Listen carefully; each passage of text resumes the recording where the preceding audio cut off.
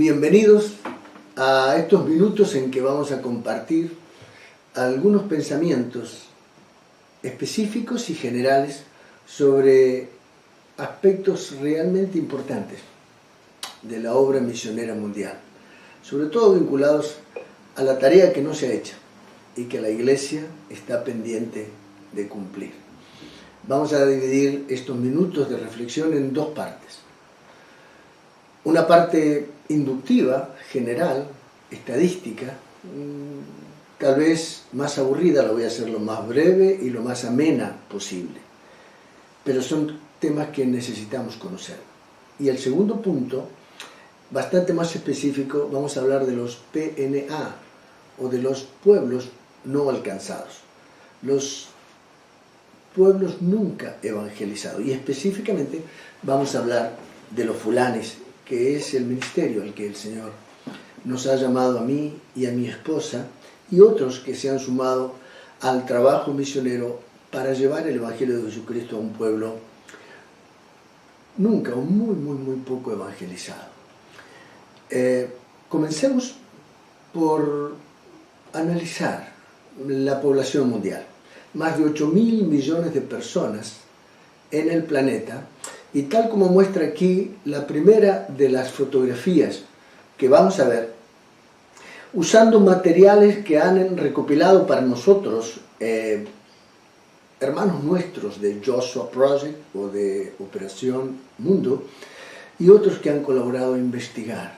Pero la verdad, el púlpito latinoamericano, el púlpito en general evangélico, no contempla datos que son necesarios que el liderazgo pastoral comunique a los rebaños de Latinoamérica. Y entonces, tal vez, esta y otras conferencias misioneras vengan a sustituir o vengan a completar lo que debiera ser material de estudio y de conocimiento profundo del pueblo de Cristo.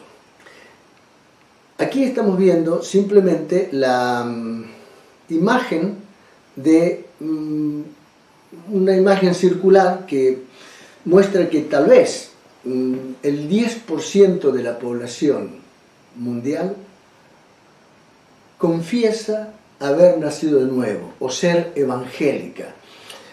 No hay una definición que sea precisa y concreta, pero les llamamos evangélicos a aquellos que creen en el Evangelio de la buena noticia del Señor Jesucristo. Debe haber definiciones mejores. Pero de ese 10%, el diezmo de la población, se encuadra en lo que Jesucristo dijo: el que no nace de nuevo no puede ver el reino de los cielos. Si vamos a la próxima diapositiva, no todo el que me dice Señor, Señor, entrará en el reino de los cielos. Son palabras del Señor Jesucristo. Y hay quienes llaman Señor al Señor y dicen ser cristianos, pero ni predican, ni enseñan y probablemente no han experimentado el nuevo nacimiento. Hay muchos grupos de cristianos en esta situación. De hecho, el continente latinoamericano es mayoritariamente cristiano en relación con la iglesia cristiana mayoritaria del planeta, la iglesia católica romana. Casi todos los evangélicos de Latinoamérica fueron en el principio, en el pasado, o sus ancestros católicos. El catolicismo fue y sigue siendo la religión mayoritaria de América Latina. Pero hubo gente que nos amó, nos trajo el Evangelio de Jesucristo a partir de la protesta protestante primero y las iglesias evangélicas que crecieron basadas en los 5 postulados de Lutero, pero además en las Sagradas Escrituras. Pero aún así pasó un tiempo hasta que los cristianos evangélicos en particular comenzaron a pensar en llevar el Evangelio de Jesucristo a otros, a los que nunca habían oído. Y en la foto número 3, si hacemos las dos primeras como una torta, como una pizza, miren, ahí tenemos varias porciones de esta pizza.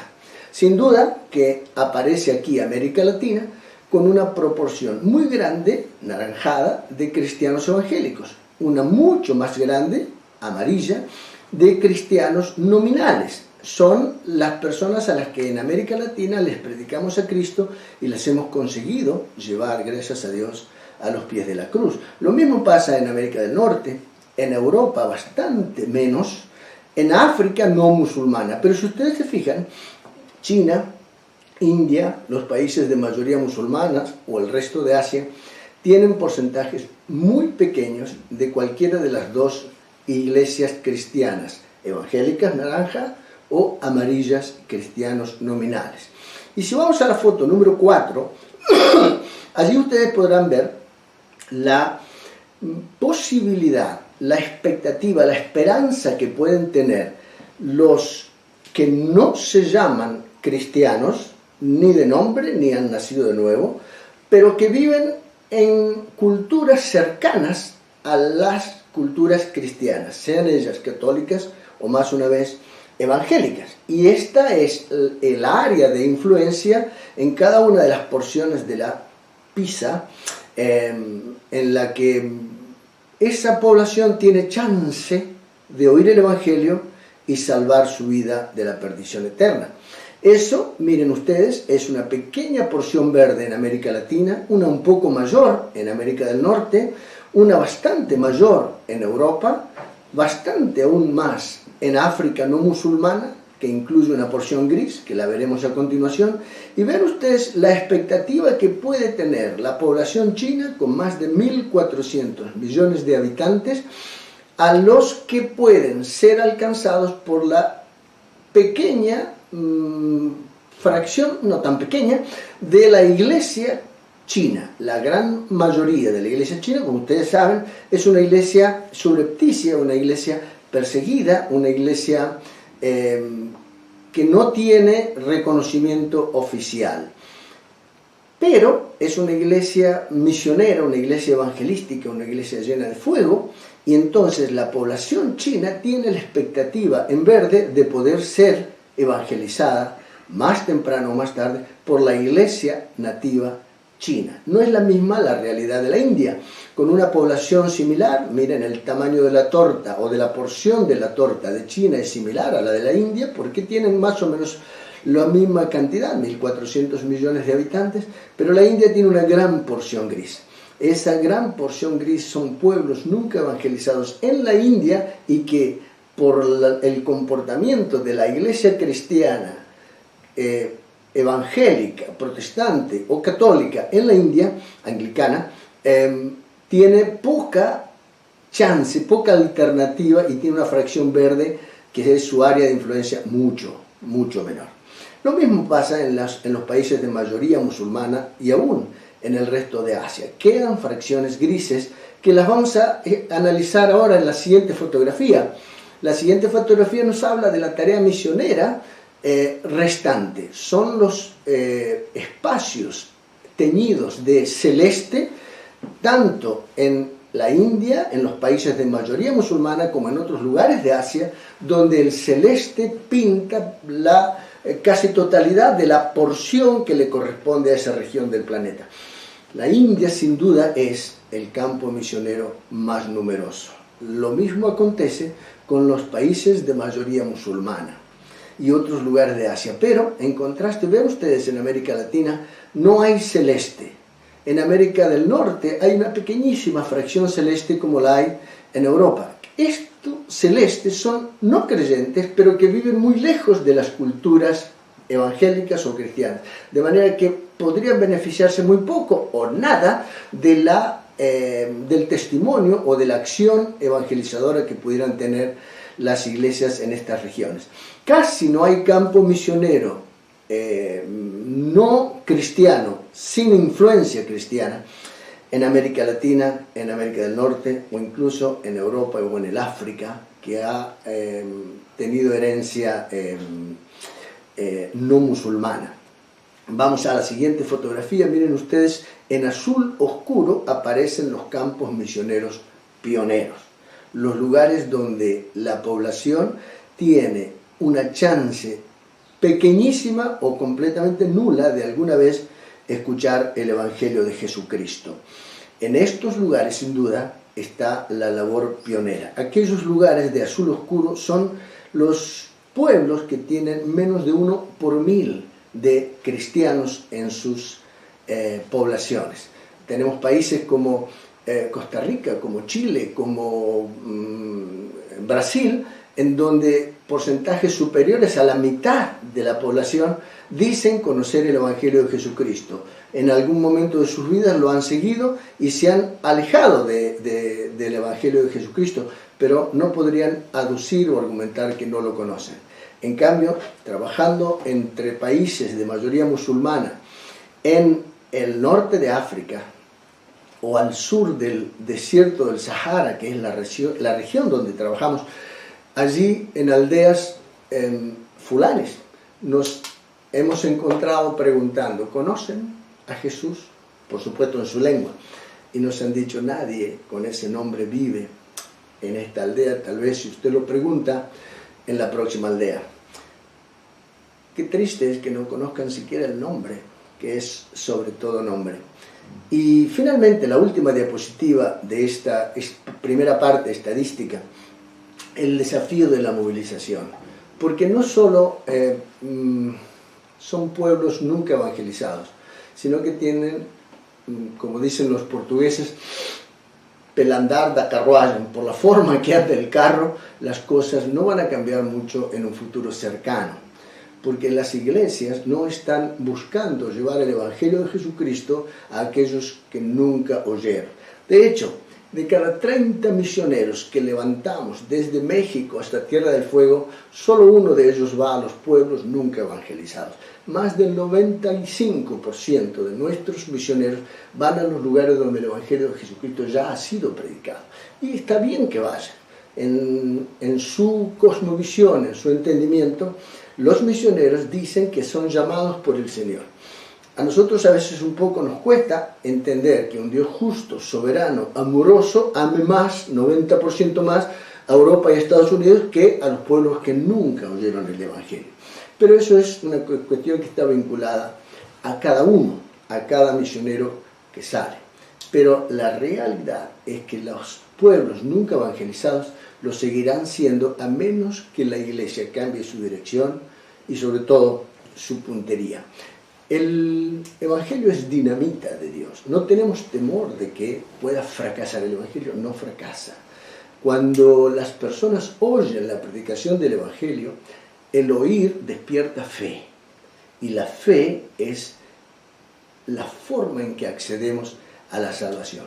Por gracia, por medio de la fe, no por obras, para que nadie se gloríe.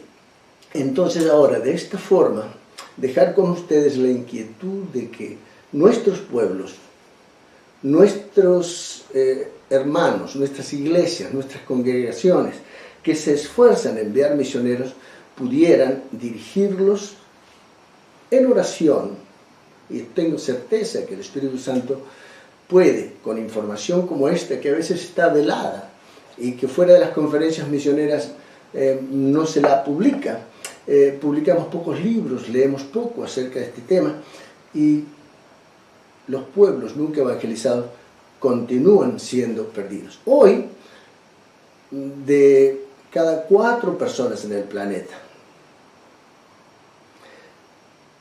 una de cada 4 personas en el planeta ignora siquiera el nombre, que es sobre todo nombre. Entonces, ahora, un poco más puntualmente, vamos a los pueblos nunca evangelizados. A estos pueblos de los que estuve hablando, que son del azul oscuro, para que se le quede en su memoria esta pizza de colores que le estuve presentando. La historia del pueblo fulani. Déjenme contarles algunas cosas. Este es un pueblo que el pueblo fulani también se lo llama Pel o Fulbe o Pular, depende cuál sea el lugar donde están viviendo. Los países donde mayoritariamente habitan los fulanis son unos 10 o 12 países todos ellos al sur del desierto de Sahara. Nosotros estamos trabajando en Guinea-Bissau, la Guinea portuguesa. Ahí hay unos 600.000 fulanis. Al sur, en la Guinea-Conakry o la Guinea francesa, hay unos 5 millones de fulanis. Al norte, en Gambia anglófona y en Senegal francófona, viven unos 2,5 millones de fulanis. Hay unos 500.000 en Burkina Faso, pero hay más de 22 millones en Nigeria. Todos ellos hablan una misma lengua que se mezcla con algunos anglofonismos o francofonismos de acuerdo al país que colonizó esos territorios en la época colonial. Cuando esos países llevaron el colonialismo, también llevaron su fe. El anglicanismo, los ingleses, y el catolicismo tan díscolo, tan de los franceses, que hoy, mirando cómo están las cosas, diríamos, ojalá no hubieran traído ningún cristianismo, porque el que llevaron, en lugar de honrar al Señor y ser camino de salvación, ha sido una especie de obstáculo y lo sigue siendo. Hay gente que decididamente no quiere ser cristiana por los cristianos que conoce y por los gobiernos cristianos que les colonizaron y que en algún sentido siguen colonizándolos. Un ejemplo, un grupo de militares rebeldes de Chad dice que de cada 3 lámparas que se encienden en Francia, 2 se encienden con uranio que viene de Chad. Y nosotros en Chad estamos en la oscuridad, entonces ellos no tienen siquiera luz eléctrica, pero su uranio enciende las usinas atómicas de buena parte de Europa. Y esa explotación asociada todavía a la historia que todavía fue peor, que es la historia de la esclavitud, los pueblos que fueron esclavizados y llevados por la fuerza, se calcula que 50 millones de africanos fueron llevados de una manera salvaje, inhumana, cazados como animales para llevarlos en barcos en donde al final del camino, si embarcaban 1000 y llegaban 500, era un buen viaje. Pero con alguna frecuencia había que lavar el barco en alta mar y volver, porque todos los esclavos, toda la mercadería, se habían muerto. Las epidemias, las pandemias, las enfermedades, el maltrato, el hombre esclavizando al hombre. En esa historia entra el pueblo fulani. En Senegal hay una cárcel que es una especie de museo en una isla. Usted puede visitar la isla de Gore, donde los barcos venían y cargaban lo que las barcazas traían cada día de sus cacerías por Gambia, por Guinea-Conakry, Guinea-Bissau, Mauritania. Cazaban literalmente con redes y los llevaban, los amontonaban en la isla de Gore, y allí muchas veces los africanos no sabían ni saben nadar, hasta le temen al agua, y eran llevados a los campos de algodón, de caña de azúcar, de lo que fuere, del otro lado del mar. Todos ustedes habrán oído sobre roots, raíces, Kunta Kinte, un mandingo que pasó a la historia a través de un descendiente que escribió, buscando sus raíces, las encontró en Gambia. Junto a los fulanis entrevistamos a una mujer mandingo, descendiente de no sé cuántas generaciones de Kunta Kinte. Y esta mujer, casi 100 años, Binta Kinte, nos dijo: fuimos esclavos de los blancos, ahora ya no somos más esclavos de los blancos, pero seguimos siendo esclavos de la malaria, del hambre, de la ignorancia, de la miseria, de la pobreza, de las enfermedades. Le dijimos que éramos cristianos y que podíamos, si nos permitían, llevar ayuda en salud. Yo soy médico, mi esposa es docente. No, si eso no era un obstáculo, le dijimos que éramos cristianos. Y ella me miró con los ojos muy nublados, una mujer de 100 años, y a través del traductor me dijo: la aspirina no tiene religión. Siempre me quedó la inquietud, si hubiera algo que la iglesia cristiana pudiera hacer para llevar vida cuando en algún tiempo robamos vida de África. Pero tanto la explotación colonial como la esclavitud fueron marcantes, y lo siguen siendo hasta el día de hoy, sobre todo en el África islámica, porque el Islam no les vino de los blancos, sino de los árabes. Y los fulanis, les estaba contando que están dispersos en 10 o 12 países al sur del Sahara. Ellos son los defensores del Islam. Fueron islamizados hace unos 3 siglos atrás por la fuerza. ¿Qué significa islamizar por la fuerza? Bueno, no fue gran diferencia con lo que en su día hizo Colón y los españoles trayendo el catolicismo por obligación a Latinoamérica. No nos predicaron, nos impusieron la cruz. El Islam se impuso y se suele imponer por la fuerza. Tanto el catolicismo como el Islam han sido coercitivos en el pasado. El Evangelio de Jesucristo no es así. En el Islam se pesca con red. En el Evangelio de Jesucristo se pesca con anzuelo, uno a uno, porque cada uno debe dar cuenta a Dios de sí. Los fulanis, pueblo no evangelizado al sur del Sahara, unos 60 millones, por hacerlo tímido el cálculo, porque el índice de natalidad de estos pueblos es altísimo. Solo para que ustedes se den una idea, de la forma en que se reproduce Suiza, duplica su población cada 600 años. De la forma en que se reproduce la población de Níger, duplica su población cada 24 años. Entonces no hay control de la natalidad y muchas veces simplemente es la mortalidad infantil la que prevalece sobre el control de el índice de crecimiento de la población. Los fulanis tienen muchos hijos, los aman, pero no los pueden cuidar.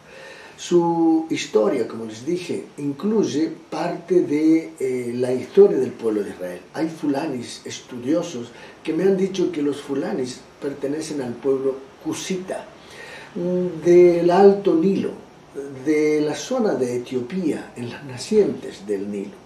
Y ellos descendieron a través del desierto para colonizar el Sahel. Yo no sé si es verdad, pero antropológicamente los fulanis puros no son bantú, de la raza negra que conocemos, de la nariz aplastada, de la frente para atrás, la cara muchas veces más ancha que alta. No, los fulanis puros son nilóticos, se los llama.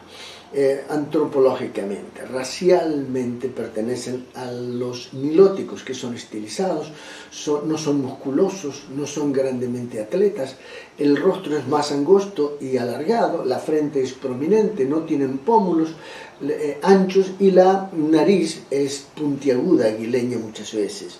Entonces esos rasgos hacen que ellos no sean grandísimos guerreros, nunca lo fueron. Sus mujeres suelen ser bellas, pero la salud de ellos suele ser frágil.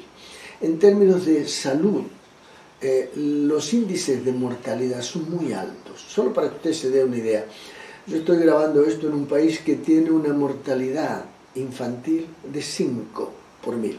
Quiere decir, de cada 1000 niños que nacen en este país, 5 morirán antes de cumplir un año. A los fulanis se les mueren más de 100 por 1000. Y esto es vergonzoso porque las causas por las que mueren 5 o 6 niños en Europa por cada 1000 que nacen, o 7 u 8 en Argentina por cada 1000 que nacen, son causas difíciles de tratar, muy difíciles de tratar. No conseguimos que sobrevivan 4 o 5 de esos niños porque nacieron con cargas muy pesadas de sobrellevar. Pero la muerte infantil entre los fulanis y en la mayoría de los pueblos al sur del desierto del Sahara son muertes obscenas, muertes vergonzosamente fáciles de evitar. La diarrea, la falta de comida, la deshidratación, el sarampión, las enfermedades transmisibles como la malaria. 1 de cada 2 niños muere antes de 1 año. 1 de cada 2 de esos niños, 100 por 1000, que mueren antes de cumplir 1 año, 1 de cada 2 se nos muere por una enfermedad que se cura con $1, es el paludismo. Pero en 15 días volverá a tener otro paludismo, o en 1 mes. Y el paludismo previo los dejó tan debilitados en sus glóbulos rojos que tal vez no toleren el próximo. Podemos ayudar en salud, seguro que podemos. No quisiera que se convierta en una conferencia sobre salud, pero simplemente decir que la salud es una herramienta. Tienen índices en educación cercanos a 0% de niños alfabetizados. La educación es una herramienta. Es difícil la evangelización abierta porque cualquier método que usted conozca sobre comunicación del Evangelio, la radio, los folletos, la predicación al aire libre, golpear las puertas casa por casa, como es el hábito de los testigos de Jehová, plantar una iglesia o celebrar cultos al aire libre, o simplemente subirse a un cajón y predicar como se hace en muchos lugares de Latinoamérica, y así ha nacido y se ha plantado la obra de Dios en muchos lugares de nuestro continente. Nada de eso es posible. Es prohibida la evangelización. Yo suelo decir que el evangelio no está preso, pero necesitamos encontrar métodos que produzcan resultados sin ser los métodos que conocemos. Los folletos están fuera de cuestión, la gente no sabe leer, además no hay folletos en su lengua. No tenemos la Biblia, cuanto menos libros o folletos. La radio, no hay electricidad, tenemos poblaciones completas sin electricidad. Los familiares europeos de los fulanis suelen enviarle el dinero suficiente como para una placa solar, y hay chozas con una placa solar en el techo, es muy gracioso, pero les produce una luz un poco mejor que la vela o el aceite que suelen quemar para iluminarse un poquito más que con un fósforo. La educación, el desarrollo comunitario, pozos de agua nos pueden ayudar. Y las 3 cosas, por lo menos hasta ahora, las hemos podido hacer. ¿Por qué? Porque tienen necesidades, y cuando les ofrecemos, no el Evangelio, sino la ayuda cristiana, procurando desarrollo comunitario y a través del amor y a través de gestos de amor, presentarles un día el agua viva, el camino, la verdad, la vida, ellos suelen aceptarlo, pero no aceptarían la predicación y mucho menos el cambio de religión de un fulani. Los fulanis por esencia son musulmanes, así nacen y así deben morir. Pero más una vez el Evangelio de Jesucristo no está preso. ¿Sabe por qué? Porque nosotros no conocemos fulanis nacidos de nuevos. Hay muy poquitos. Y ya le voy a explicar de qué se tratan los poquísimos fulanis que son cristianos. Conocemos algunos. Pero no hay una iglesia fulani, en fulani, dentro de la aldea o de la cultura fulani que sea pertinente y capaz de llevar a otros a la fe en Cristo. Entonces, cuando les preguntamos acerca de sus necesidades, les señalamos la falta de educación. No tienen grandísimo interés en que sus hijos, sobre todo sus niñas, aprendan a leer. Pero con el tiempo van viendo la utilidad. Ellos son campesinos, muchas veces son criadores de ganado. Sobre todo valoran en muchos lugares más sus vacas, que hasta su riqueza se expresa en número de vacas o corderos o ovejas. Entonces son transhumantes, suelen ser, cambian de lugar de acuerdo a los pastos, de acuerdo a los lugares donde pueden pastorear sus ganados. Pero si nosotros pusiéramos una escuela en su aldea, el gobierno del país donde estamos trabajando nos permite hasta 4º grado del primario.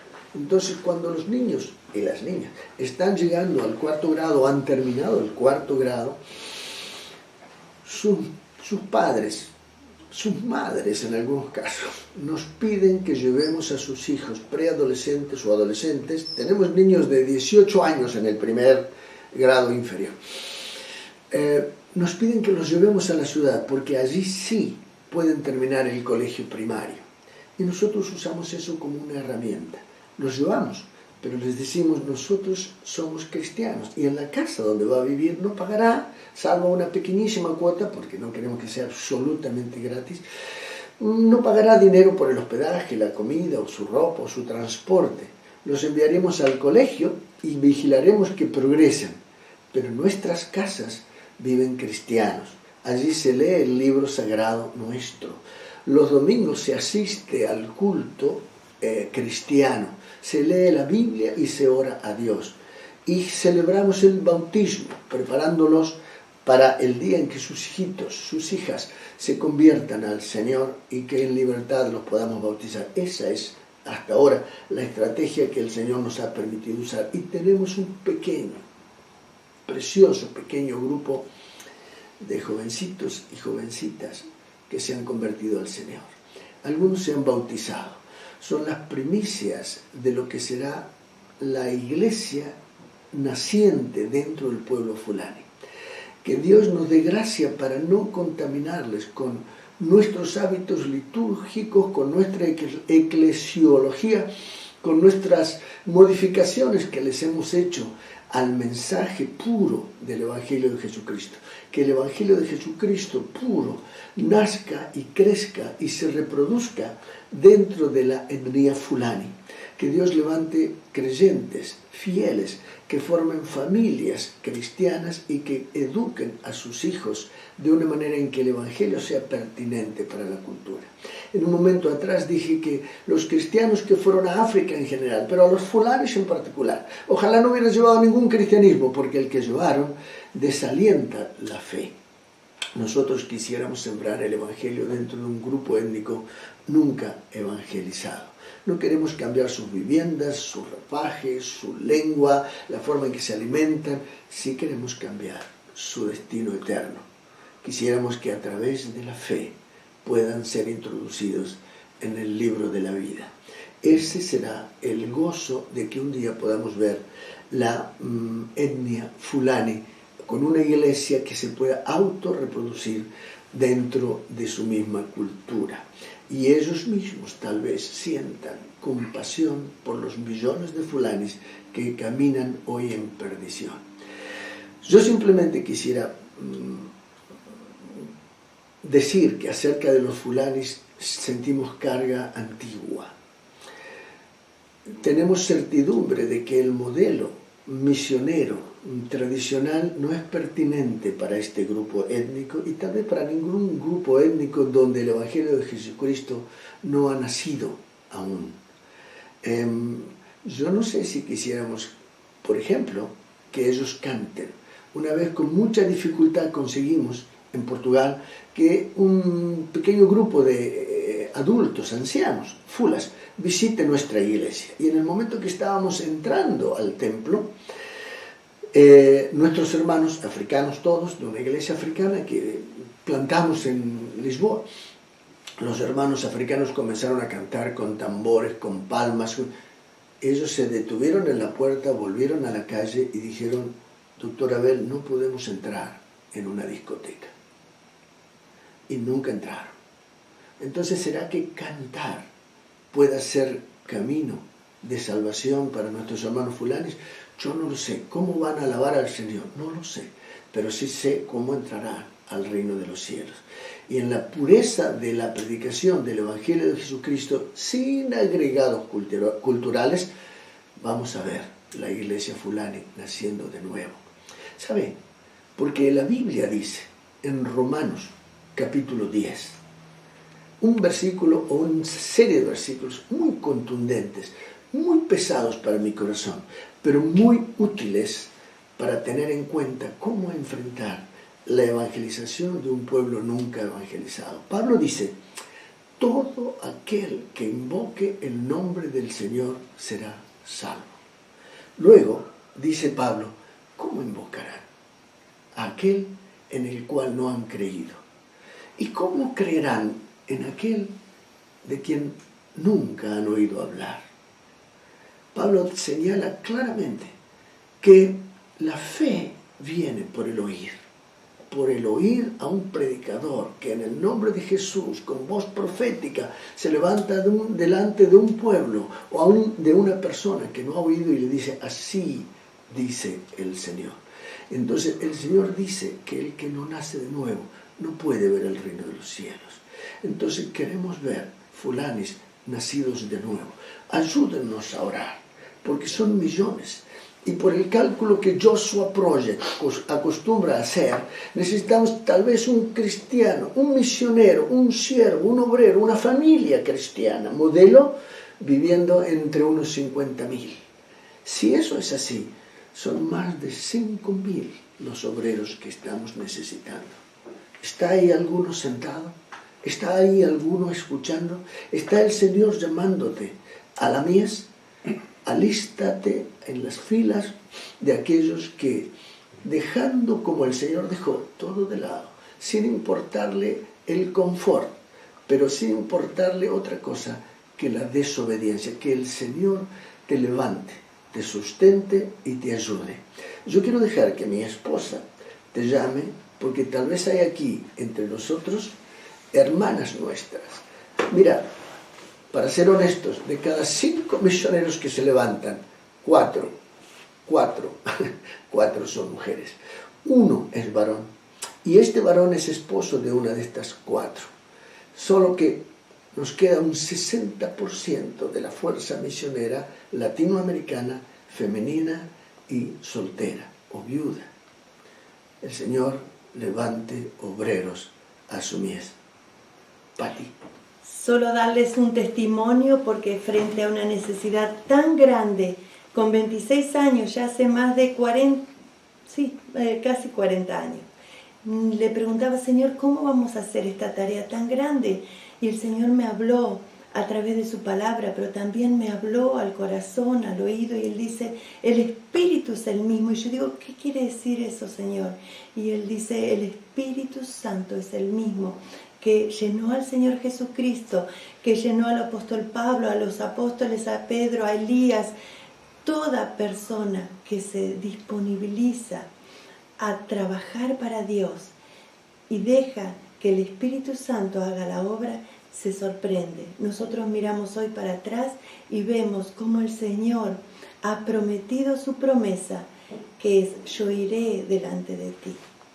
Él ha ido delante de nosotros, hemos visto mucho fruto, pero frente a una tarea tan grande, te estamos llamando para que puedas recoger monedas de gozo. Yo siempre digo que en el cielo la moneda corriente no es el dólar, no es el euro, no es el peso, sino que es el gozo.